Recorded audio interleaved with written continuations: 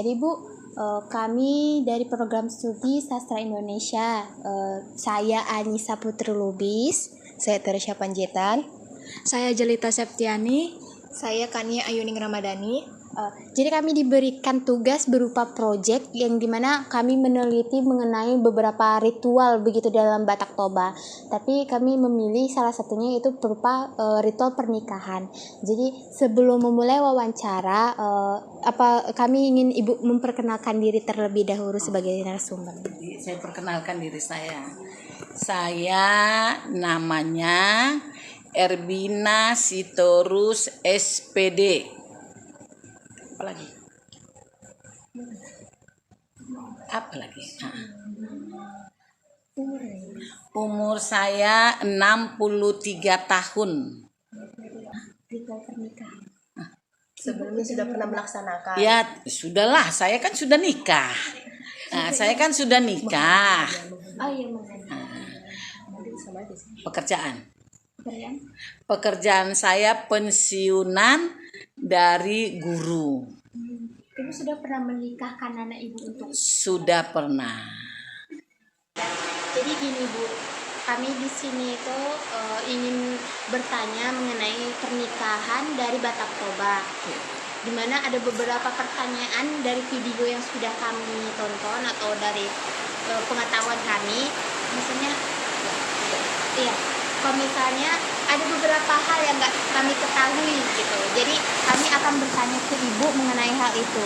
Jadi di sini ini ada beberapa pertanyaan yang sudah kami kasih atau ada harus kami jabarkan dulu ke Ibu atau bagaimana? Langsung saja. Baca aja. Oke, baca aja. Baca. Jadi langsung. Baik Bu, pertanyaan pertama itu, pada tradisi Marhata Sinamot, pihak laki-laki memberikan mahar pada pihak perempuan sesuai dengan kesepakatan. Apabila pihak laki-laki belum atau tidak menyanggupi mahar tersebut, apakah ada sanksi atau cara untuk menyelesaikan kesepakatan tersebut atau ada alternatifnya? Kalau adat Batak Toba ya, kalau acara untuk pernikahan, makanya jauh-jauh sebelumnya itu adakan komunikasi dulu antara pihak laki-laki, pihak perempuan. Namanya disebut horo-horo dinding. Jadi horo-horo dinding itu artinya mufakat dulu sebelum hari H. Pihak laki-laki itu datang ke pihak perempuan, telepon langsung atau melalui perempuan, boleh segini mahar kami. Artinya kami sanggup cuma 30 juta. Maukah? Begitu. Jadi kalau enggak mau, ya sudah kita tunda. Begitu kira-kira. Jadi ada kesepakatan sebelum hari H. Namanya horo-horo dinding. Itu dia. kalau misalnya untuk tetap melanjutkan begitu Bu? Tetap melanjutkan berarti kedua belah pihak sudah setuju dengan maharnya tadi. Udah setuju dengan maharnya tadi, puhornya tadi, udah setuju perempuan menerimanya. Ini kan datangnya dari laki-laki. Kami sanggup membeli, itu aja bahasa Indonesia. Kami beli perempuan itu dengan harga sekian. Nah kalau perempuan mau naikkan bisa batal. Atau sebaliknya bisa juga pihak laki-laki menaikkan. Jika misalnya anaknya yang perempuan itu PNS atau tinggi lah gitu kan, mungkin mau pihak laki-laki. Tapi kalau tidak mau, ya batal. Makanya ada kesepakatan sebelum hari H, disebut horo-horo dinding. Selanjutnya, pertanyaan selanjutnya, kenapa pada tradisi Mangalehon Tanda, laki-laki memberikan uang pada perempuan dan perempuan memberikan kain sarung pada laki-laki? Apakah ada makna dari tradisi tersebut? Bisa Ibu jelaskan? Di adat Toba itu laki-laki memberikan memberikan uang, perempuan memberikan sarung, itu tidak ada di adat Toba. Tidak ada perempuan ngasih sarung. Nah, nggak ada itu. Nah, itu ini sudah di dalam pesta. Pertanyaan saya ini dalam pesta, itu mangalihon tanda. Berarti kalau mangalihon tanda seolah-olah belum pesta. Ini kayaknya setelah penamot. Setelah tadi ada kesepakatan, udah ada kesepakatan, baru diambil hari H yang tepat di Matupol. Nah, setelah siap Matupol, 2 minggu kemudian ada lagi hari H untuk pesta adat. Jadi di pesta adat itu berjalan adatnya, itu yang selalu dipikirkan. Nah, apa itu? Nah, baru. Jadi kalau soal tadi itu ngasih uang, ngasih sarung itu nggak ada sama orang Toba. Nggak ada. Berarti pengalon tanda ini sebenarnya nggak ada di Batak Toba. Nggak ada istilah mangalihon tanda. Yang penting tadi kesepakatan dulu. Udah itu baru dicari hari yang tepat, Martupol namanya. Nah, setelah itu biasanya 2 minggu kemudian atau 1 minggu baru adat nagok namanya. Baru diadatkanlah resmi. Gitu. Baru nanti kalau ditanya apa acara adat resmi baru ibu jawab. Jadi kalau tadi cerita mangalihon tanda sarung nggak ada yang ibu tahu. Yang ibu tahu. Nah, ada pertanyaan ketiga. Dalam Batak Toba terkenal kan istilahnya itu ada dalihan natolu. Jadi maksudnya itu apa dan maknanya itu bagaimana si dalihan natolu ini berperan penting dalam Batak Toba? Dalihan natolu di situ boru, dongan tubuh, hula-hula. Jadi artinya dalihan natolu itu kan 3. Dalihan natolu ada 3 yang penting. Boru, dongan tubuh, hula-hula. Nah, baru masing-masing ya kan? Boru itu katanya elek marboru, arti elek marboru kita sayangi boru kita ini, kita rangkul karena bakal dia yang bekerja nanti. Nah, baru manat katanya manat mardongan tubuh, artinya manat itu berhati-hati dengan semarga suami kita. Nah, karena dengan semarga suami kita kan manat mardongan tubuh, harus hati-hati dengan semarga suami kita karena nanti dialah yang menjadi di depan bersamaan dengan kita, duduk bersamaan menghadapi pihak perempuan. Jadi kalau dibilang tadi hula-hula, itu hula-hula kan tulang. Somba marhula-hula. Nah, somba marhula-hula itu tulang lah.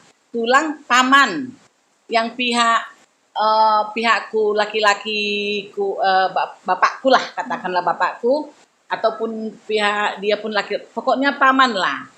Nah, somba marhula-hula. Jadi kita harus hati-hati. Ibaratnya itulah yang harus kita hormati. Jangan sampai tersinggung. Itulah. Jadi itulah dalihan natulu. Dan maknanya masing-masing kan sudah tadi. Pada pertanyaan keempat, pada adat Martupol ada hidangan khusus yang disediakan. Salah satunya itu ikan mas. Nah, apakah makna khusus dari hidangan dalam adat Martupol itu? Ada ikan mas tadi. Iya. Pengertian ikan masnya tadi. Iya. Atau pengertian martupolnya. Pengertian ikan mas. Pengertian ikan masnya, bukan pengertian martupolnya kan? Ikan mas itu kan dikasih. Jadi Iya. apa arti dari pemberian ikan mas? Ikan mas itu datangnya dari pihak perempuan. Orang tua perempuan. Ini di saat martupol ya. Berarti kalau di saat martupol cuman ikan mas hanya orang tua perempuan yang memberikan sama borunya atau sama menantunya. Ya, tujuannya diberikan ikan mas itu dengan kata-kata kalian ini, kalau bahasa Batak, sauduran. Artinya sauduran itu sejalan, sepikiran, bergandeng tangan, bersama-sama menghadapi segala sesuatu. Makanya dia bilang sauduran mahamu tudolok tutoruan. Sejalan, sepikirlah kalian ke depan, ke belakang, atau apa yang hal kamu pikirkan, kamu harus sejalan. gitu kira-kira. Baik di martupol, baik di pesta adat nanti setiap artinya deke itu begitu.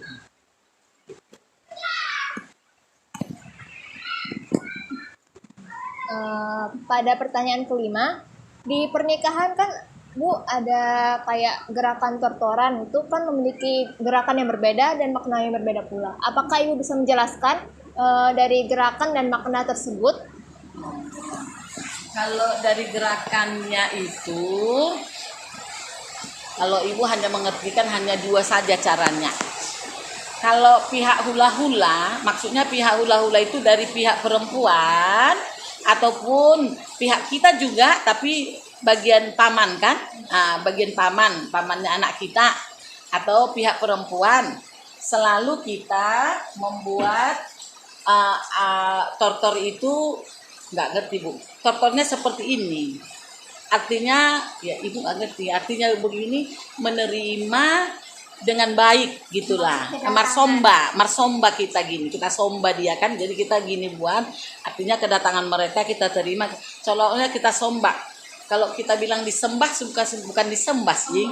Menghormati gitu. Marsomba itu gitu, bukan disembah, dihormati. Tanda kita burung, kita di bawah gitu. Jadi mereka itu datang, dia buat begini. Nah, artinya Memasu artinya ya mengatakan diberkati Tuhan, gitulah kira-kira kan, diberkati Tuhan, iya gitu. Itu aja yang ibu mengerti. Nah, jadi pihak laki-laki, atau hula-hula lah, kalau pihak perempuan hula-hula, dan dari kita juga. Yang namanya paman kan hula-hula kita juga. Nah, kita tetap seperti ini. Kita somba dia. Kalau mereka tetap dia begitu, jadinya diberkati lah. Itu aja pengertian sama. Lembut dari tangan. Iya. Gini kalau hula-hula kita datang. Kalau kita menyuruh dia datang, kita gini kan sama mereka. Kita sambil mundur. Mereka maju. Jadi kalau kami pihak laki-laki kan kita buat gini kan, kita sambil mereka datang ke rumah kita ini. Kalau mereka datang kan, nah dia buat begini. Ya, pengertiannya seperti itu.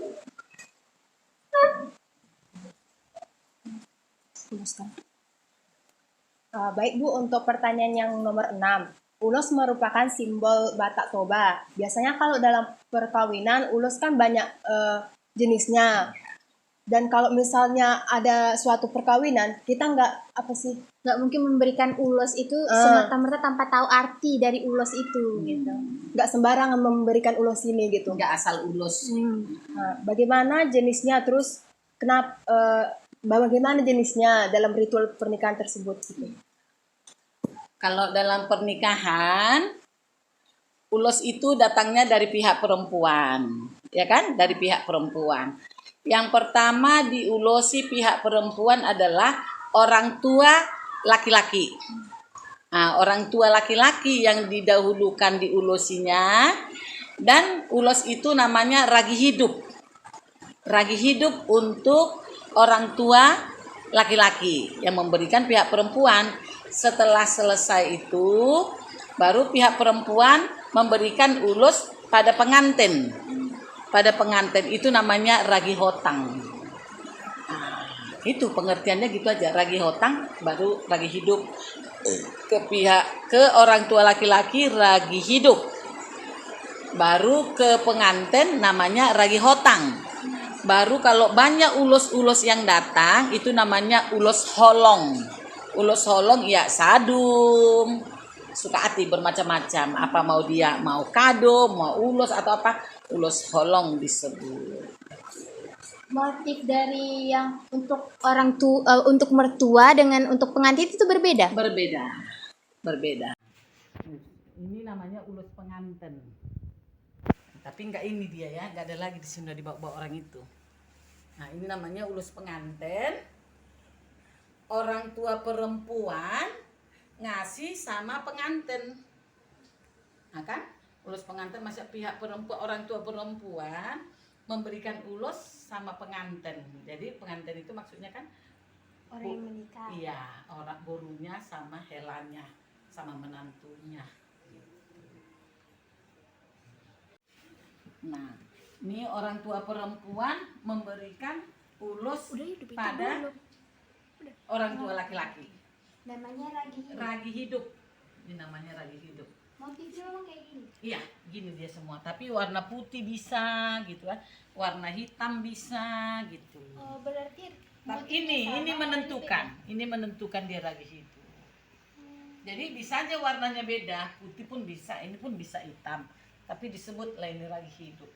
Jadi ini pihak perempuan, orang tua perempuan memberikan kepada orang tua laki-laki. Ini sadum, ini ulos hadum, ini maksudnya ulos holong. Jadi ini banyak lah ini. Kawan-kawan, saudara atau siapa saja, inilah dikasih. Jadi ini yang paling banyak semua ulos holong, namanya sadum. Nah, itu aja kalau pernikahan. Pernikahan ini aja adatnya. Ini yang aku bilang nih.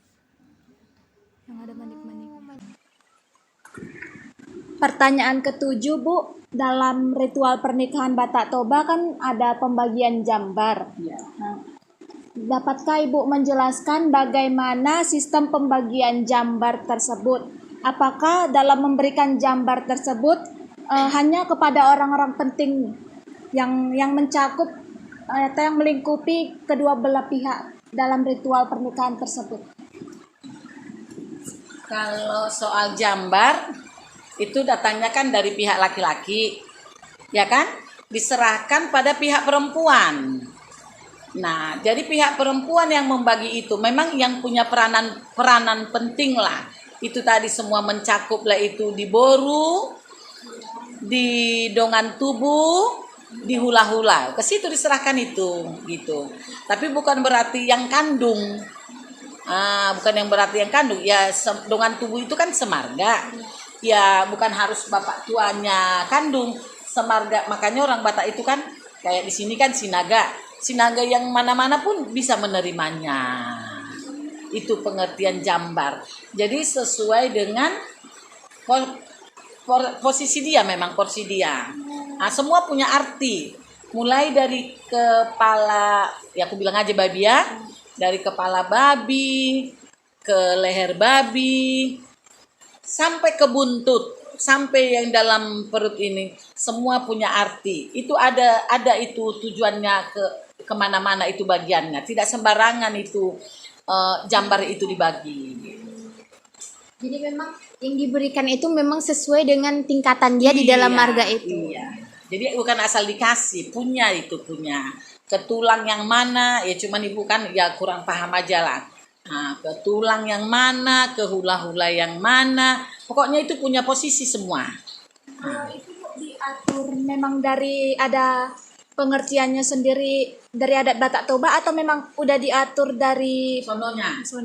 Kita nggak ngerti itu. Pokoknya dari dulu udah punya itu masing-masing. Ya jadi ibarat di catering kan pun potongannya itu nggak akan berbeda.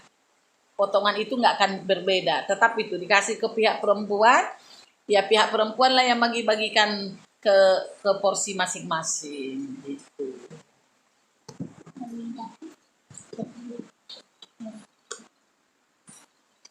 Baik Bu, pertanyaan yang ke-8. Di dalam Batak Toba ada istilah manikir tangga. Nah, saya sudah lihat video. Bisa dia itu manikir tangga di awal, terus di akhir. Jadi maksudnya itu sebenarnya dia ini terletak di mana? Gitu.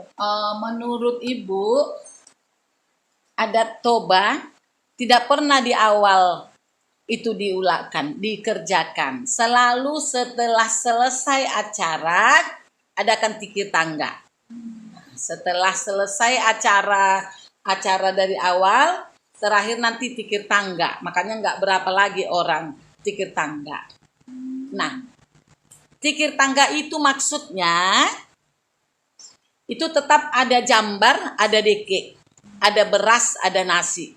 Tetap itu ada. Pihak perempuan menyiapkan ikan mas, pihak laki-laki menyiapkan jambar kalau kami bilangnya jambar, baik itu sapi, baik itu lembu, baik itu kerbau, baik itu babi. Nah, itu jambar disebut. pihak perempuan kasih deke. Pengertiannya itu kalau di pihak laki-laki pesta, pihak laki-laki itu ibaratnya datang ke rumah perempuan, tapi dibuatlah di dalam wisma itu biar selesai acaranya, supaya besok bebas anak ini datang ke sana atau kemari tanpa membawa apa-apa lagi.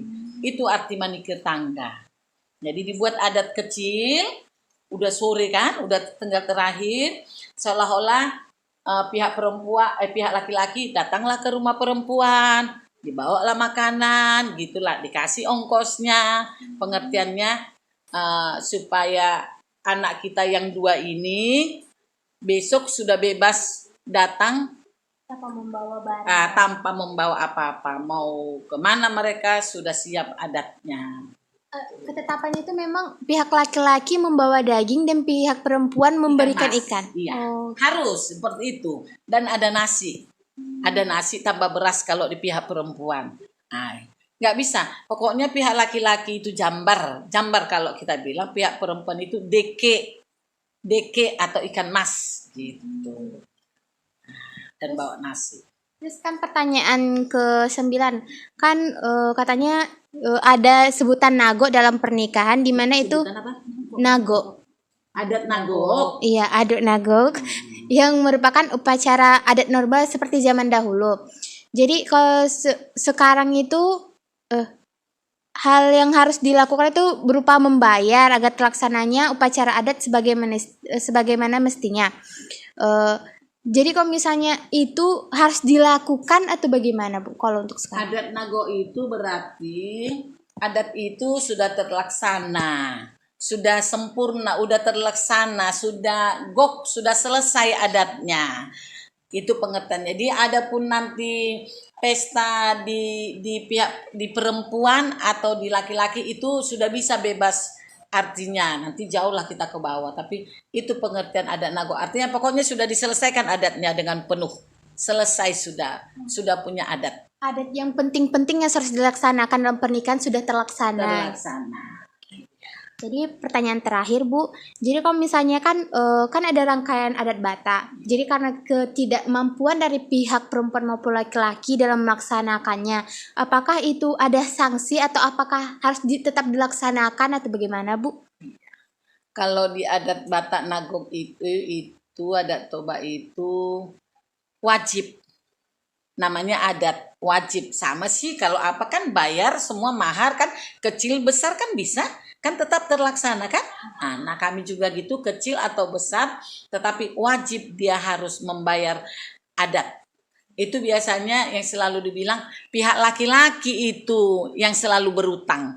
Pihak laki-laki harus membayar adat ke pihak perempuan. Bukan perempuan ke laki-laki, laki-laki itu yang selalu dibilang bayar adatmu. Maksudnya ke istrinya, ke orang tua istrinya. Wajib, itu wajib. Nah jika ada nggak membuat, ada sanksinya, nggak pernah dikasih sanksi. Yang jelas kau belum beradat, paling gitu. Kau belum beradat kau, paling gitu. Artinya bukan beradat biadab kan, kau belum kau kasih adatmu sama orang tuamu gitu. Jadi wajib lah, kecil atau besar wajib. Terima kasih Bu atas jawaban dari pertanyaan-pertanyaannya. Kalau misalnya ada kata-kata yang salah dalam pengucapan, baik memang kami belum mengerti sebagaimana seharusnya di dalam adat Batak, walaupun memang kami ada yang berbaga Batak gitu. Jadi terima kasih Bu.